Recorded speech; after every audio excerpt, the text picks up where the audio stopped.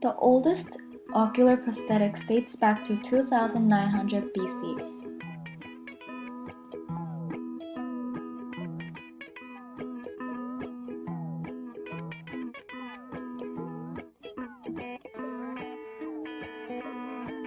It had a hemispherical form and a diameter of just over 1 inch. It consisted of a very light material such as bitumen paste. They were drilled tiny holes on both sides of the eye, through which a golden thread could hold the eyeball in place of the eye socket. The eyeball must have been worn during a lifetime, since the eye socket showed clear imprints of the golden thread. In the past, there were some artificial eyes that were made of gold or painted clay attached to the cloth that was worn outside of the socket. The first in-socket ocular prosthetics were made of gold with colored enamel and later evolved into glass, so they were called the glass eye. These were fragile, uncomfortable, and crude representations of the eye. Since the German goods became unavailable because of World War II, the US made artificial eyes from acrylic plastic. Modern ocular prosthetics have expanded from simply using glass into many different types of materials.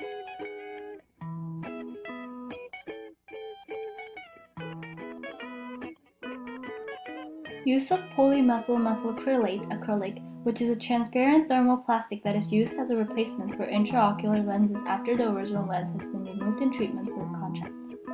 This has been historically used for hard contact lenses. They have a good degree of compatibility with human tissue, much more so than plain glass. There are also integrated implants which are porous. Because direct mechanical coupling is to improve artificial eye mobility, attempts have been made to develop so-called integrated implants that are directly connected to the artificial eye. Right now, although the ocular prosthetic implant looks realistic, the immobility of the pupils decrease the realistic elements. Improved adaptation to underlying tissues increase mobility of the prosthesis, and acceptable aesthetics due to better match of the size and the color of the iris and sclera will really improve ocular prosthetics in the future.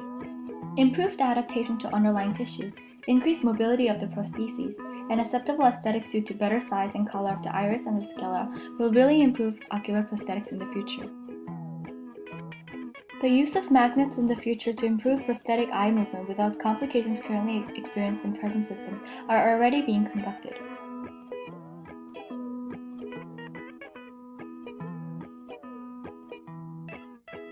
The patients who are using one-eye ocular prostheses lose depth perception and other binocular cues of vision. Sometimes, if the patient is allergic to the material used for the ocular prostheses, the prosthetics can cause skin irritation inside the eye socket, which can lead to infections and other clinical complications.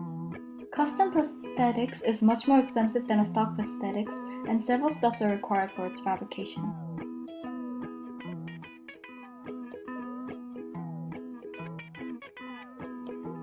Ocular prosthetics is replacing the entire eye and is getting attached to the soft tissues and the bones at the back of the ocular socket. They also place fake blood vessels and capillaries in the prostheses to make it as realistic as possible. The ocular muscles are also being replaced or in some cases reattached to the prostheses to improve movement and avoid complications. The bones inside the eye, the ethmoid bone and the lacrimal bone, are also being affected. There are some challenges the new user needs to overcome. The inside tissue of the eye must heal before implanting the ocular prostheses. This usually takes several weeks of healing. Also, there are cosmetic difficulties of the pupils not moving, so the patients tend to avoid going out in public. Here's a case study of an actual ocular prosthetics user. She lost her vision in her left eye during her teen years, so she decided to use ocular prosthetics. Here are some personal insights and experiences of Angela Kimball. Taking care of my prosthetic shell is much like taking care of a large contact lens.